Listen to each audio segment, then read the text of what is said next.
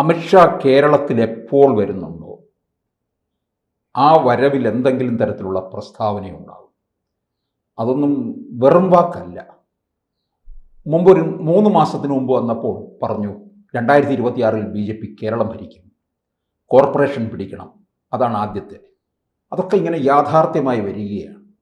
അപ്പം BJPക്കാരിൽ മാത്രമല്ല മറ്റ് മുന്നണികളിൽ പോലും പലതരത്തിലുള്ള ഒരു അങ്കലാപ്പ് കൂടി ഉണ്ടെന്നുള്ളതാണ് അമിത്ഷായുടെ വരവിൽ. എങ്ങനെയാണ് അതിനെ കാണുന്നത് ഇപ്പോഴത്തെ വരവിൽ? ഇപ്പോഴെന്നല്ല, എപ്പോൾ അമിത്ഷാ വന്നിട്ടുണ്ടോ അമിത്ഷാ ആ പ്രദേശത്തെ ഒന്ന് ഇളക്കി മറിക്കും, അവിടുത്തെ പ്രവർത്തകരെ ഒന്ന് ആവേശം കൊള്ളിക്കും. അത് അദ്ദേഹത്തിൻ്റെ ഒരു പതിവാണ്. പലരും പറയാറുണ്ട്, ഈ ഹിന്ദു പുരാണത്തിലെ ത്രിമൂർത്തികളെ പറയുമല്ലോ, നരേന്ദ്രമോദി ഈ ത്രിമൂർത്തികളിൽ സൃഷ്ടി സ്ഥിതിയിലാണ് കൂടുതൽ പ്രവർത്തിക്കുന്നത്. ഇപ്പോൾ അദ്ദേഹത്തിന് സംഹാരപണിയില്ല, സൃഷ്ടിക്കുക, പുതിയ പുതിയ സൃഷ്ടികൾ നടത്തുക, അതൊന്ന് പരിപാലിച്ച് നോക്കുക, കൊണ്ടുപോവുക, അതാണ് നരേന്ദ്രമോദിയുടെ പ്രധാന ജോലിയായിട്ട് പറയുന്നത്. പക്ഷെ അമിത്ഷായ്ക്ക് 3 ജോലിയാണ് കൊടുത്തിരിക്കുന്നത്. ഈ സൃഷ്ടിച്ച സാധനത്തിനെ ആ ഉറപ്പിച്ച് നിർത്തുന്ന പണി, പിന്നെ ആവശ്യമില്ലാത്തതിനെല്ലാം സംഹരിക്കുക, നിഗ്രഹിക്കുക. ഇപ്പം മമതാ ബാനർജിയുടെ അഹങ്കാരം അവസാനിപ്പിക്കണമെങ്കിൽ അവിടെ അമിത്ഷായുടെ റോൾ വളരെ പ്രധാനപ്പെട്ടതാണ്. സ്റ്റാലിൻ്റെ തേരോട്ടം നിർത്തണമെങ്കിൽ അവിടെയും അമിത്ഷായുടെ റോൾ നിർണായകമാണ്. കേരളത്തിൽ താമര വിരിയണമെങ്കിൽ അതിലും അമിത്ഷായുടെ ചില ഇക്വേഷനും ചില റോളുകളും ഭയങ്കര നിർബന്ധമാണ്. ഇത് ഈ ഇന്ത്യ മുഴുവൻ, ഭാരതം മുഴുവൻ ഇപ്പോൾ ഭാരതീയ ജനതാ പാർട്ടിയുടെ മുദ്രാവാക്യം ഇങ്ങനെയാണ്: അമിത്ഷാ വരുന്നു, അമിത്ഷാ ചില തന്ത്രങ്ങൾ മെനയുന്നു, അത് വിജയത്തിലെത്തിക്കുന്നു എന്നുള്ളത് ഒരു പുതിയ സംഭവമല്ല. ഇപ്പം കേരളത്തിലും അദ്ദേഹം വന്ന് അത് തന്നെയാണ് പ്ലാൻ ചെയ്തിരിക്കുന്നത്. കഴിഞ്ഞ തവണ അദ്ദേഹം പറഞ്ഞു, നിങ്ങൾ 25% വോട്ടും അതുപോലെ തന്നെ 10,000 തദ്ദേശ സ്വയംഭരണ സ്ഥാപനങ്ങളിലെ വാർഡുകളും പിടിക്കണമെന്നാണ് അദ്ദേഹം പറഞ്ഞത്. അങ്ങനെ വലിയ ടാർഗറ്റുകളാണ് അദ്ദേഹം എപ്പോഴും കൊടുക്കുന്നത്. ഇപ്പോൾ 26-ൽ പറഞ്ഞിരിക്കുന്നത് കേരളത്തിന് മുഖ്യമന്ത്രി വേണം എന്ന വിധത്തിൽ. തിരുവനന്തപുരത്തിന് മേയറെ നിങ്ങൾ സൃഷ്ടിച്ചു, കേരളത്തിന് മുഖ്യമന്ത്രിയെ ഉണ്ടാക്കുക എന്നുള്ളതാണ് നിങ്ങളുടെ ജോലി. തിരുവനന്തപുരത്ത് മേയറെ സൃഷ്ടിച്ചാൽ മാത്രമല്ല, അദ്ദേഹം പറഞ്ഞു 25% വോട്ടൊന്നുമല്ല പ്രധാനം, നിങ്ങൾ പിടിച്ച കാര്യങ്ങൾ, കാര്യകർത്താക്കളെ നിങ്ങൾ പിടിച്ചത് നിസ്സാര കാര്യമല്ല. അദ്ദേഹം പറഞ്ഞു 14 പഞ്ചായത്തുകളുണ്ടായിരുന്നത് നിങ്ങൾ 30 ആക്കി. അതുപോലെ തന്നെ 79 പഞ്ചായത്തുകളിൽ നിങ്ങൾ 2ാം സ്ഥാനത്ത് വന്നിരിക്കുക. ഇതൊക്കെ പലരും ഒളിച്ചു വയ്ക്കുകയാണ്, മനസ്സിലായില്ലേ? അപ്പോൾ ഏകദേശം 109 തദ്ദേശ സ്വയംഭരണ സ്ഥാപനങ്ങളിൽ നിങ്ങൾ അപ്രമാദിത്വമായ ഒരു സ്ഥാനം കൈവന്നിരിക്കുകയാണ്.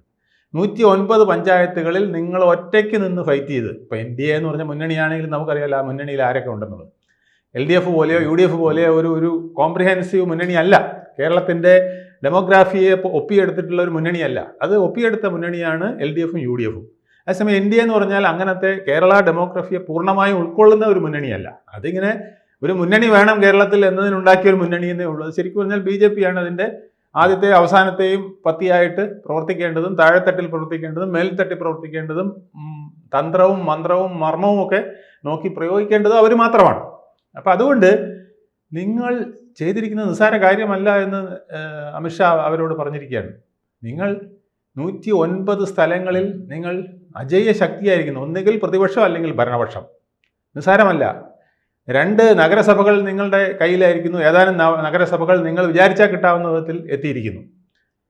പിന്നെ നിങ്ങൾ തിരുവനന്തപുരം കോർപ്പറേഷൻ പിടിച്ചടക്കിയതോടുകൂടി തലസ്ഥാനം നിങ്ങളുടെ കയ്യിലായി കഴിഞ്ഞിരിക്കുന്നു. കേരളത്തിൽ തലസ്ഥാനം നിങ്ങളുടെ കയ്യിലാകുക എന്ന് പറഞ്ഞാൽ പണ്ട് ഞങ്ങൾ ഗുജറാത്തിൽ അഹമ്മദാബാദ് പിടിച്ചതുപോലെയാണ്.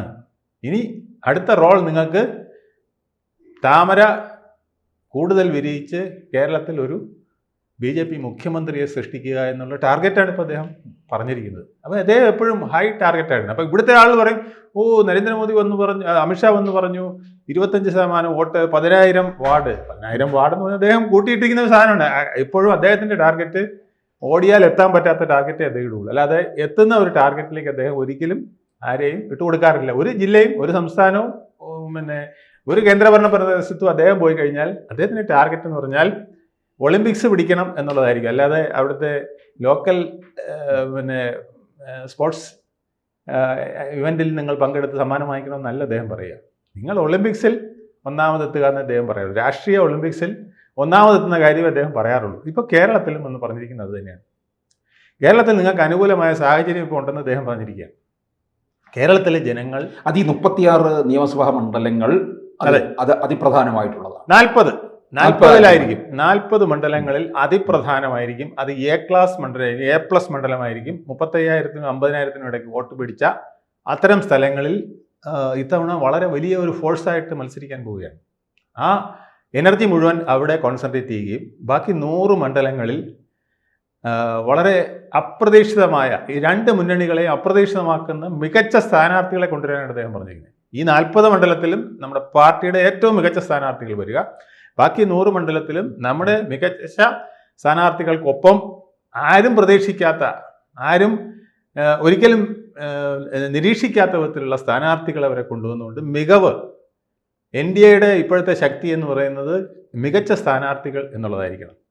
നിങ്ങളുടെ മുദ്രാവാക്യം വികസിത ഭാരതത്തോടൊപ്പം വികസിത കേരളവും ആയിരിക്കണം. ഇന്നലെ വരെ LDF UDF ഇവിടെ വർഗീയതയും അഴിമതിയും കൂട്ടിച്ചേർത്ത് കളിക്കുകയും ഒരു ടൈം ഞാൻ, ഒരു ടൈം നീ എന്നുള്ള രാഷ്ട്രീയമാണ് ഇവിടെ കളിച്ചുകൊണ്ടിരുന്നത് എന്നുള്ളതാണ് അദ്ദേഹം പറഞ്ഞതിൻ്റെ ചുരുക്കം. അവർ ഒക്കെ ചങ്ങാതിമാരായിട്ട് ഇങ്ങനെ കളിച്ചുകൊണ്ടിരിക്കുകയാണ്. ആ കളി അവർ തുറന്നോട്ടെ, പക്ഷെ നിങ്ങൾ പുതിയ വഴി കേരളത്തിലെ ജനതയ്ക്ക് മുമ്പാകെ കാണിച്ചു കൊടുക്കണം. അപ്പോൾ ജനത വോട്ട് ചെയ്യും. നിങ്ങൾക്കിപ്പോൾ തിരുവനന്തപുരം തന്നതുകൊണ്ടാണ്. മികച്ച സ്ഥാനാർത്ഥികളെ നിങ്ങൾ നിർത്തി, മികച്ച ആശയം നിങ്ങൾ പറഞ്ഞു. തിരുവനന്തപുരത്തിന് 45 വർഷമായിട്ട് ഇവിടെ ഭരിച്ചവർക്ക് കൊടുക്കാൻ പറ്റാത്ത വികസനം ഞങ്ങൾ കൊണ്ടുവരും. ഇന്ത്യയുടെ പ്രധാനമന്ത്രി വന്ന് ആ വികസനം ഇവിടെ പ്രഖ്യാപിക്കുമെന്ന് പറഞ്ഞപ്പോൾ ജനങ്ങൾ വോട്ട് ചെയ്തില്ലേ നിങ്ങൾക്ക്? നിങ്ങൾ പ്രതീക്ഷിച്ചോ എത്രയോ വോട്ട്? അപ്പോൾ അതുപോലെ ഇവിടുത്തെ രാഷ്ട്രീയക്കാരും രാഷ്ട്രീയ നിരീക്ഷകരും ഒക്കെ പ്രതീക്ഷിക്കാത്ത വിധത്തിലുള്ളൊരു വലിയ നേട്ടം നിങ്ങൾക്ക് മുമ്പിൽ ഇതാ ഇരിക്കുന്നു. അത് നിങ്ങൾ പോയി എടുക്കുക കാര്യകർത്താക്കളെ. എനിക്ക് തോന്നുന്നു ഈ 40 നിയമസഭാ മണ്ഡലങ്ങളെ അതിശക്തമായ ത്രികോണ മത്സരമായിരിക്കും.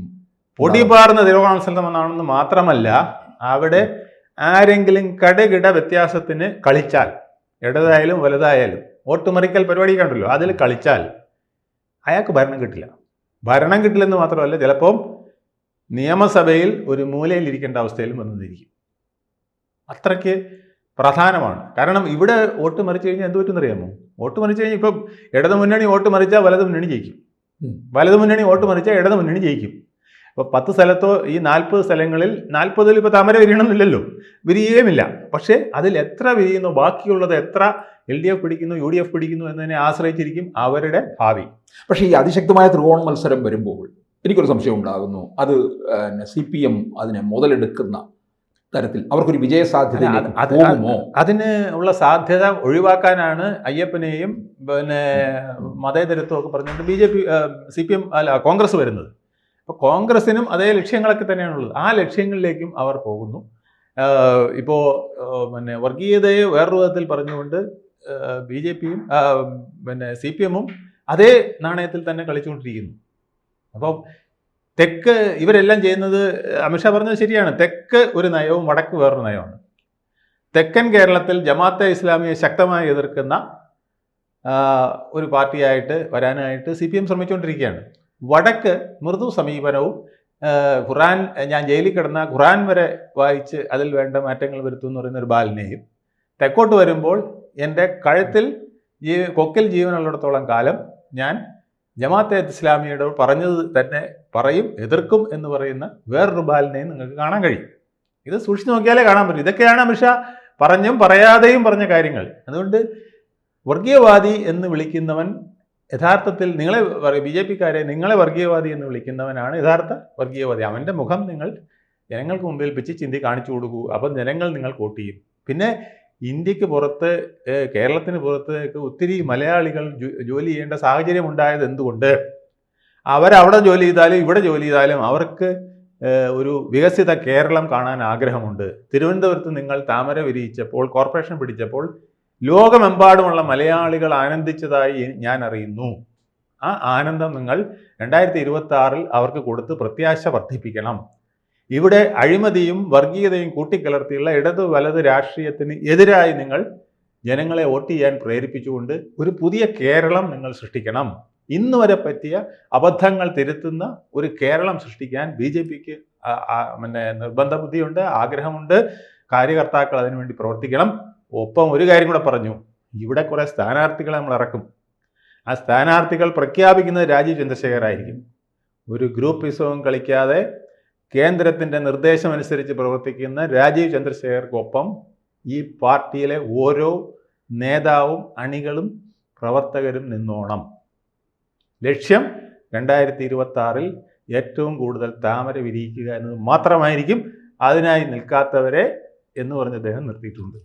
കൂടുതൽ വാർത്തകളും വിശേഷങ്ങളും നിങ്ങളിലേക്ക് എത്താൻ ABC മലയാളം സബ്സ്ക്രൈബ് ചെയ്യുക, ബെൽ ബട്ടണും അമർത്തുക.